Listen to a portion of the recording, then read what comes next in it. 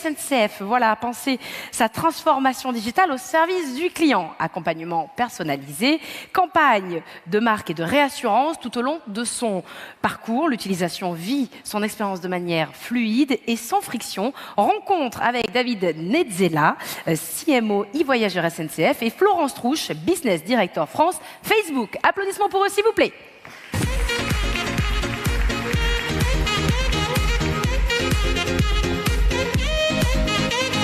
Bonjour, merci pour Instagram. Je suis ravie d'entendre Instagram cité comme un réseau professionnel. Merci. Bonjour à tous. En fait, je crois que la dernière fois que j'étais sur une scène, c'était au Hub Forum il y a 2 ans, 2019. Je ne sais pas où sont passés, je ne sais pas pour vous si c'est la même chose, je ne sais pas où sont passés ces 2 ans. Je ne sais pas où ce temps comprimé est passé. En tout cas, ce on a constaté, on va le voir avec David, que je suis ravie d'accueillir, c'est que ça a été un temps d'énorme transformation. Alors moi, à titre personnel, David, je te dis un immense merci, parce que j'ai un lien affectif avec la SNCF qui est très fort. Alors mon grand-père était cheminot, donc Luc Lallemand nous a rappelé la date de création de la SNCF, c'était en 38. Mon grand-père est rentré en 46. Papa a suivi sa trace, ça a été un des grands cadres de la SNCF. J'ai vendu des billets pour payer mes études. Donc forcément, quand j'entends cette entreprise qui est aussi innovante, que l'on pousse, c'est tous mes souvenirs d'enfance, c'est tous mes déjeuners familiaux que je revois et ça me fait un bien extraordinaire. Alors merci d'avoir accepté mon invitation à titre perso, mais à titre professionnel aussi. Le secteur du travel, et vous en êtes un des grands représentants sur la France, a été le plus disrupté par cette pandémie. Il y a eu des moments où même il y a eu plus de 95% de chute de business. C'est le secteur aussi qui ne redeviendra jamais plus comme avant. On ne voyagera plus de la même façon. Peut-être pas toujours dans les métaverses, mais en tout cas, c'est quelque chose qui évolue dans les mentalités. Tu vas en parler avec nous. Moi, j'ai eu un peu l'impression qu'avec les stop and go permanents que nous avons dû vivre pendant la crise, finalement, vos patrons, c'était plutôt Emmanuel Macron, Édouard Philippe. Donc, est-ce que tu peux nous raconter ce qui s'est passé, en fait, les coulisses, finalement, de la SNCF pendant cette crise ? Bonjour, merci Florence. Effectivement, on a eu 15 mois assez particuliers qui ont été rythmés un peu au fur et à mesure des prises de parole du président, du Premier ministre Édouard Philippe, puis Jean Castex. Ça a été un peu particulier. Peut-être un chiffre pour illustrer. La SNCF, en période normale, c'est à peu près 15 000 trains qui roulent tous les jours. Des trains régionaux, des trains grande vitesse, des trains du quotidien. Du jour au lendemain, on est passé de 15 à 3 000 trains. Donc il a fallu adapter le plan de transport. Et on a eu 2 enjeux à partir du mois de mars 2020. Un, maintenir un niveau de circulation qui est nécessaire aux déplacements essentiels de la vie des Français, parce qu'il fallait permettre aux soignants et à ceux qui avaient besoin de se déplacer. On a eu notamment un enjeu sur les TGV médicalisés à ce moment-là. Je ne sais pas si vous vous souvenez, on accompagnait justement les services sanitaires pour essayer de dégorger les hôpitaux qui étaient saturés à l'époque. Et puis plus particulièrement chez SNCF, on est passé d'un enjeu commercial à un enjeu de relation client. Du jour au lendemain, en fait, les clients se sont tournés vers nous en disant voilà, moi j'ai des vacances, j'ai des week-ends, j'ai des déplacements prévus. Il a fallu accompagner les clients vers du remboursement, vers de l'information.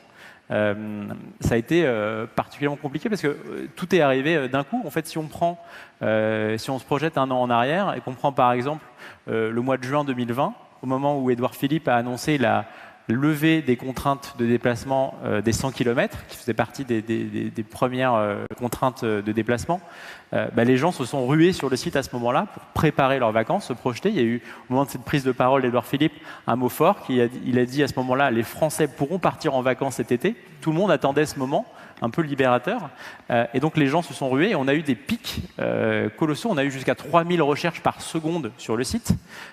C'est des moments qu'on n'avait pas anticipés. On sait chez SNCF gérer ce genre de moments quand on les prépare. On a des temps forts commerciaux comme l'ouverture des ventes de Noël. On en a eu une la semaine dernière ou l'ouverture des ventes d'été. Mais là, on était vraiment dans un stop and go rythmé par ces prises de parole. Oui, tout à fait. Donc en fait, la rupture que vous avez vécue, tout le monde l'a vécue aussi, bien évidemment, puisque ce qu'on a vu pendant cette pandémie, c'est des des effets et des changements de comportement de consommation excessivement forts d'un point de vue utilisateur, où l'écran mobile est devenu le premier écran de contact. Et je trouve que ce qui est intéressant, notamment pour des marques du voyage, qui ont été les marques pionnières du commerce en digital. Rappelez-vous, il y a 20 ans, se lançaient les plus grosses plateformes de vente de voyages en ligne, et finalement étaient un peu restés sur cette logique qui est de dire au digital, on donne la clôture de la vente, donc le marketing de la performance, qui répond à une incitation donnée par un utilisateur, donc un signal, donc une recherche, ou bien une visite sur un site, et aux grands médias, la capacité à générer de l'envie et de l'inspiration et du voyage. Ce que je trouve très fort dans la transformation à grande vitesse que tu vas nous raconter, c'est que vous avez, vous, maintenant, et c'est la façon dont on vous accompagne et dont on accompagne nos clients, de comprendre que le commerce sur le digital, nous on l'appelle le discovery commerce, ça commence dès l'inspiration jusqu'à la transformation. Et c'est ce qui, pour moi, est la plus grande différence dans les 2 dernières années, c'est vraiment comprendre que non, il n'y a pas à certains médias la brand, l'awareness, à d'autres la considération et à d'autres la performance. Vous savez, on faisait des PowerPoint en écrivant ses funnels et en mettant des médias à côté. La vraie vie, c'est absolument pas comme ça que ça se passe. Et nous, dans toutes les études qu'on voit, par exemple, on voit qu'Instagram, il y a 76% des voyageurs qui se servent d'Instagram pour avoir des idées et des inspirations de voyage. Donc ça, cette transformation à grande vitesse que vous avez faite, notamment David, est-ce que tu pourrais nous donner l'illustrer un peu avec des exemples? Bien sûr. Qui sont assez ludiques en plus.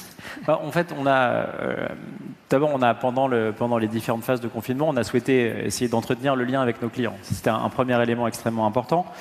Et les plateformes Facebook et Instagram nous ont permis, avec la consommation sur les réseaux sociaux qui a explosé sur les 24 derniers mois, on a souhaité être là.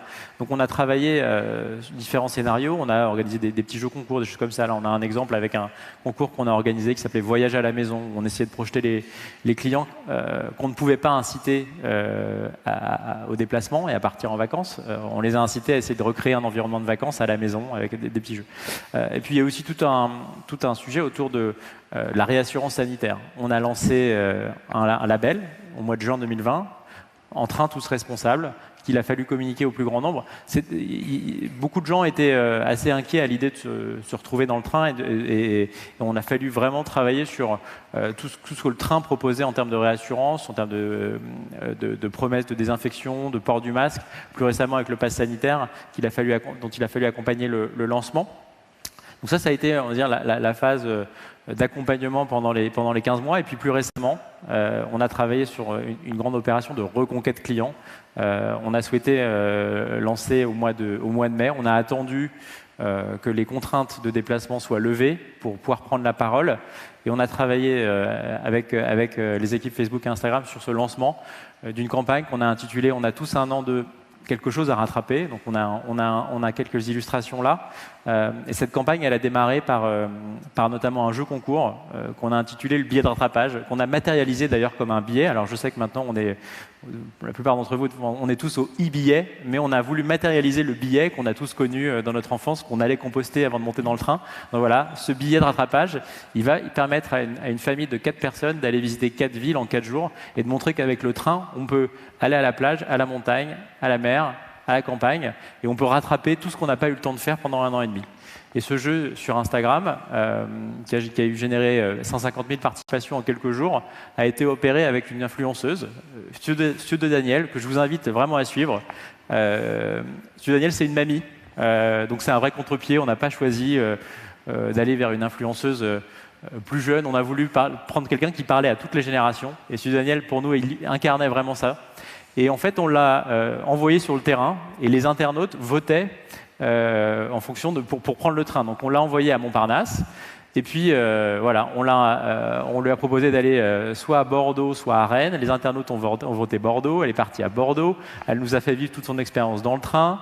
Puis à Bordeaux, elle est partie à Bayonne. Elle a fini par aller à Saint-Jean-de-Luz où elle a mis les pieds dans l'eau. Et donc pendant 3-4 jours, les gens votaient en live sur Instagram. Et au fil sur le compte SNCF avec Studio Daniel qui du coup nous faisait vivre ces expériences. Oui, tout à fait. Elle aimait beaucoup le Sud-Ouest, Daniel. Donc, il y a un Graal qu'on recherche tous, en fait, quand on parle de ce que tu viens d'évoquer, le fait de susciter de l'envie, de la découverte et l'impact sur le business. Donc, comment est-ce que vous mesurez, justement, cette capacité de campagne, de considération et de brand à nourrir également les performances de vente? Ça, c'est une des questions que tout le monde se pose partout, tout le temps, dans toutes les entreprises. Et vous avez pas mal avancé là-dessus.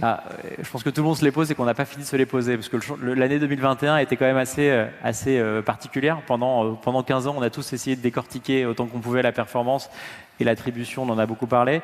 Et puis en 2021, on a eu la mise en place du consentement qui a été organisée par la CNIL. On a eu Apple qui a mis en place les règles qu'on connaît avec iOS 14. Et puis chez Oui SNCF, ça a été aussi l'accélération vers le mobile, vers l'application. On a une grosse partie maintenant du business. Donc tous ces sujets d'attribution ont été un peu percutés, entre guillemets, challengés par tous ces nouveaux éléments. Ce qui est sûr, c'est qu'avec Facebook, on a beaucoup travaillé maintenant sur de l'incrémentalité. On a cette logique de travailler du brand lift, du conversion lift, pour essayer de mesurer au plus près ce que nos campagnes génèrent. Si on prend la campagne reconquête client qu'on a lancée sur le mois de mai et le mois de juin, c'est plus 10 points en souvenirs publicitaires, donc toujours avec cette logique de population exposée, non exposée, et plus 5 points en intention d'achat. Tout à fait.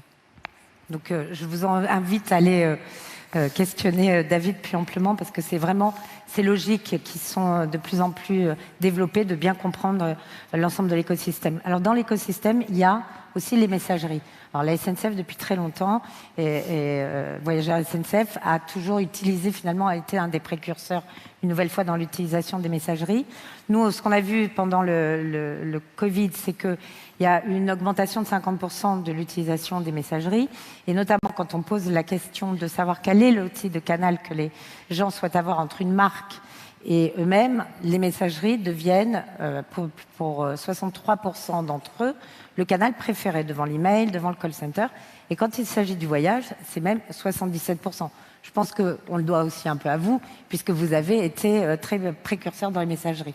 Est-ce que rapidement, tu peux nous raconter comment tu utilises les messageries? Bien sûr. En fait, le constat, c'est qu'on ne peut plus imposer à un client de composer un numéro de téléphone et d'attendre de longues minutes avant de décrocher. Donc il fallait qu'on se développe là où, sur les plateformes sur lesquelles sont nos clients. C'était vraiment le point de départ. Donc très tôt, on a pris ce virage-là.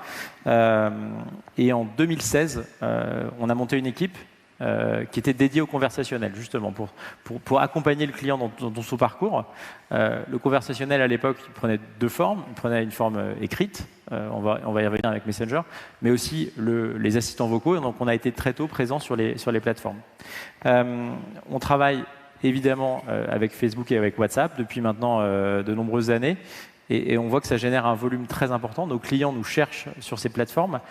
Messenger, c'est la deuxième plateforme conversationnelle chez nous, après WeBot.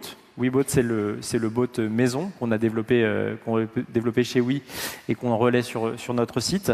Et pour vous donner quelques chiffres, le Messenger, c'est à peu près 200 000 billets vendus par an.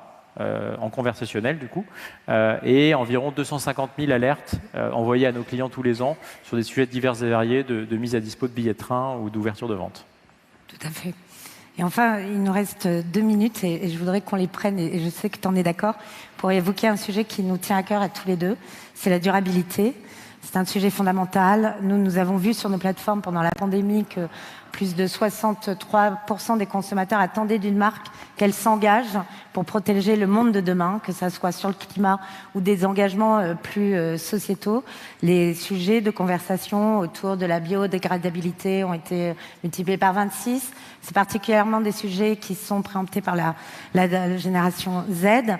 Et finalement, le train, c'est un moyen vert de transport. Le plus vert.